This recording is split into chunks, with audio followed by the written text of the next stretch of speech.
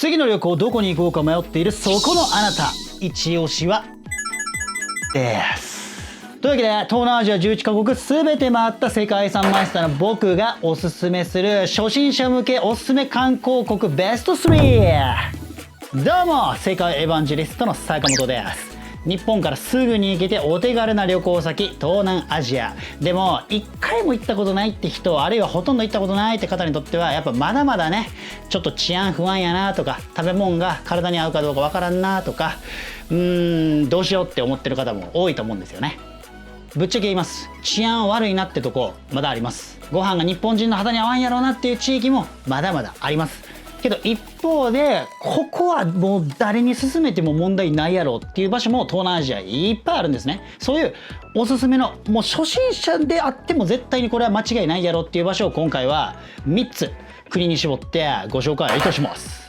4位以下も含めてちゃんと最後に全部点数つけてランキング表示しますんで、ぜひ最後まで見ていってください。ということで早速紹介入ります。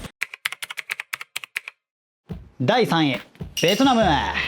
何より飯うまいし、しかも刺激物が少ないんですよ。やっぱどうしてもね、海外旅行行く時に辛すぎる料理、特に東南アジアね、辛い料理いっぱいありますし、あとは変なスパイス使っとるとか、そういうのでどうしてもちょっとね、受け付けへんって人多いと思うんですよ、日本人。けどベトナムはいっちゃん癖少ないです。強いて言うならパクチーぐらいですかね。けど東南アジア11カ国の料理の中では一番ベトナム料理が日本人にとっては癖が少ない、万人受けするとこかなと思います。フォーとかバインミーとかももちろんうまいんですけど、僕が一押ししたいんがブンチャー。これハノイの料理らしいんですけど、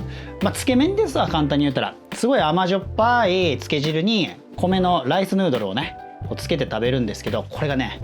めちゃめちゃうまいんですわ。山盛りハーブ持ってこられて、これがねめちゃめちゃまた汁に合いますし、でもともとスープの中につくね、肉団子みたいなの入っとるんですけど、このねパンチがまたもう加速させるんですよ、旨味を。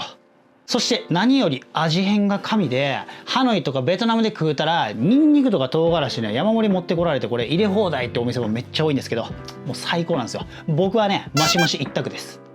でもね、観光地ももうめちゃめちゃ充実してまして、もうパッと見てうわすげえってなる場所がいっぱいあるんですよ。遺跡好きの方やったらチャンパー王国のミーソン聖域っていうところめっちゃいいですし、あとはベトナム版の紫禁城のフエの王宮とかね。いやいや、やっぱ自然主張って人にはハロン湾とかね。もう世界遺産だけに絞っても目玉の観光スポットめちゃめちゃあるんですよ。別に知識とかゼロで初心者が行ってうわすげえってなれる、そういうでかいすごいとこがいっぱいあります。中でも全員におすすめしたいんはホイアン。これ僕みたいな歴史好き遺跡好きだけやなくて、単に映える場所で写真撮りたいとかね、そういう方も大満足のめちゃめちゃ可愛いおしゃれなとこなんですよ。逆に誰がホイアン嫌いなんて聞きたいぐらい、もう万人向けの観光地です。ご飯もね、ホイアン以外だとなかなか多めにかかれへんっていう名物郷土料理があったりしてめっちゃおすすめです。特にカオラウっていううどんみたいなコシのある麺料理、これぜひ食っていただきたい。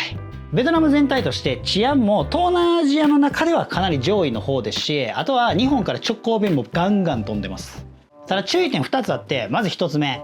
ハノイに行くなら時期は考えた方がいいっす。っていうのも冬場めちゃめちゃ空気汚いんですよ。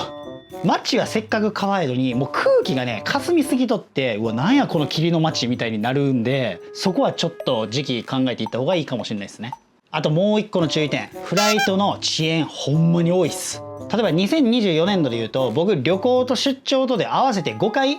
ベトナムの空港から飛んでいく飛行機乗ったんですけど、5回ともねもう漏れなく遅れました。全滅です。平気で数時間遅れます。正直東南アジアの中で一番ひどかったっすね、僕の経験上。なのでベトナム国内で移動する時の飛行機、それからベトナムから別の国に帰ったり出ていく時の飛行機の時間も、これは遅れる前提でスケジュール組んどいた方がええです。ほんまに出張の時ね、フライトめちゃめちゃ遅れてホテル着いたら2時、次の日も朝から打ち合わせあんのになみたいなことが懐かしいですね。はい。そして第2位はタイ。タイはまず飯がめちゃめちゃうまいっていうのはもうほとんどの日本人の方ご存知は思います。いっぱいタイ料理屋さんありますしね、もう何食ってもうまいっす大体。詳しくは別動画にまとめてあるんでそれ見ていただければと思いますけど、1個だけねもうこれ絶対食ってほしいっていうので言うと、やっぱりソンブンのプーパッポンカリー。もうこれ鉄板なんですよ。鉄板。もう他の店で食おうかなとか逆張りしたくなるんですけど、ソンブンでええんですよ。もうソンブンのプーパッポンカレー、これは人類の到達点の一つです。あれ超える完成度持ってる料理って多分世界で日本のラーメンだけだと思いますね。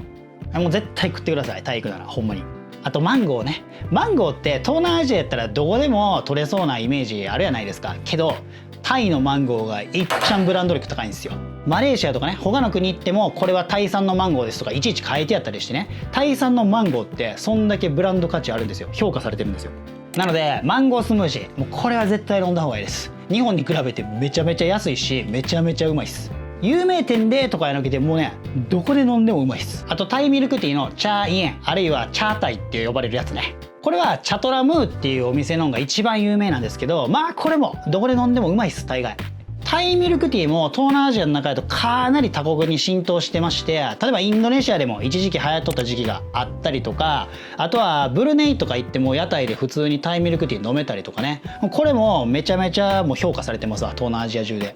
というわけでせっかく本場行ったらぜひ試してほしいです。僕もタイ在住時は平均したら1日1杯ガチで飲んでました。タイは観光地もリゾートからナイトアクティビティから遺跡からようわからん変な祭りから何から何まで全て揃っとって、あらゆる欲望が満たされる国やと言っても過言ではありません。首都バンコクは当然として、そしてリゾート地のプーケットもみんな大好きやとしてですよ、ビギナー向けにもう一個おすすめしたいんが第2の都市チェンマイ。タイの北部に位置しとって中央のバンコクとかとはまた別の系統のね歴史を歩んだ独自の文化圏を持つ、そういう地域の中心地です。なので遺跡部とかももちろんおもろいんですけど、何よりご飯がめちゃめちゃうまいし万人向けなんですよ。やっぱタイ料理ってどうしても辛かったり刺激強いイメージありますし、実際それ正しいんですけど、北部料理に関しては刺激系ほんまに少ないんですよ。全然辛ないですし。なのでタイ料理苦手って人も北部料理食ったら結構印象変わると思います。特にミャンマー風カレーの原飯冷とカレーヌードルのカオソーイ、この2つは絶対食った方がいいです。どっちか1個しか食えんだったら原飯冷ね。原飯冷はガチで食った方がいい。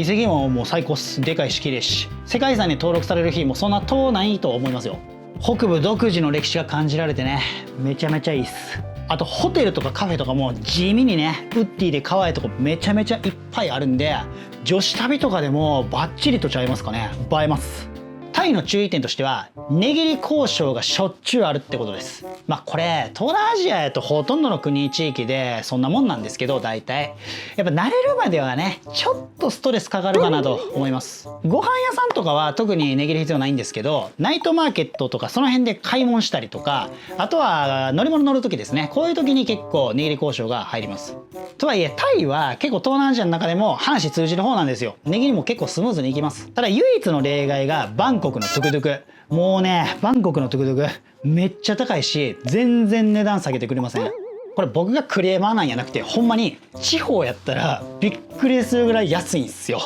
なんでタイ行く人でトゥクトゥクどうしても乗りたいって人は別にバンコクで乗る必要ないんやったら他の地域地方でトゥクトゥク乗る方が全然お得に乗れます。でもトゥクトゥクバンコク高い言うてもそれはタイの中でって話であって、言うて知れとるんで、それぐらいええわって人はね別に気にせず使ったらええと思います。僕もね乗らなしゃあない時とかは普通にトゥクトゥク普段使いしてましたから、それは当然ね。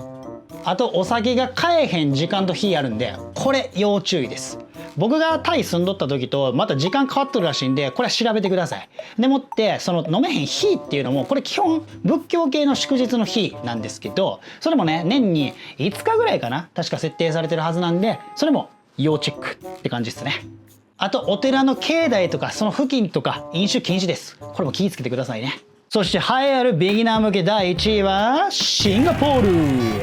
もうこれはね正直文句なしです。ビギナー向けやったらシンガポール間違いない。まず街の綺麗さからして日本クラスっていうか日本より下手したら綺麗ですし、街の治安っていうのももう東南アジアの中でズバ抜けていいです。そしてなんといってもトイレで髪が流せます。バンコクとか都会やったら流せるとこもあるっちゃあるんですけど、どこ行っても髪流せるっていうのはこれは多分東南アジアやとシンガポールだけやと思います。やっぱ初心者の方からしたらですよ、海外旅行の時のトイレって一個ハードルになるやないですか。その点ほんまにシンガポールはノンストレスです。髪もあるし大体観光もいわゆる遺跡とかはないんですけど、ショッピングとかアミューズメントとかナイトライフとかはもちろん、歴史好きの方にとっても近代以降の建築だったりとかスポット、宗教施設、そういうのは結構あるんで、誰が行っても楽しめると思います。中でも僕の一押しスポットはシンガポール植物園。シンガポールで植物園っつったら夜にライトアップしとるやつが結構有名で、映えるんでね、そっちの方がみんな行きがちやと思うんですけど、そっちじゃなくて昔からある世界遺産に登録されとる方の植物園です。これが僕の一押しスポットです。園内広すぎて全然回りきれんのですけど、めっちゃチルい。次シンガポール行った時はあっこにある湖のほとりでもう一日中日向ぼっこして植物と鳥と眺めときたいですね。でも有名どころどこ行っても楽しいです。夜ライトアップしとる植物園ももちろん最高にいいんでおすすめです。ご飯はシンガポールって多民族国家なんで、中華系やったりマレー系やったりいろいろ選択肢あるんですけど、でどれも美味しいんですけど、まずリーズナブルな料理でいくとハイナンチキンライス、奮発するんやったらチリクラブはぜひ食べていただきたいと言いつつ、僕は正直チリクラブよりペッパークラブ派なんですけど、ここはねもうかなり個人の好き嫌い好み分かれます。なんで皆さんにお任せしますけど、僕やったらどっちかしか食えんのやったらペッパークラブですかね。 TWG のアフタヌーンティーはマジでおすすめ。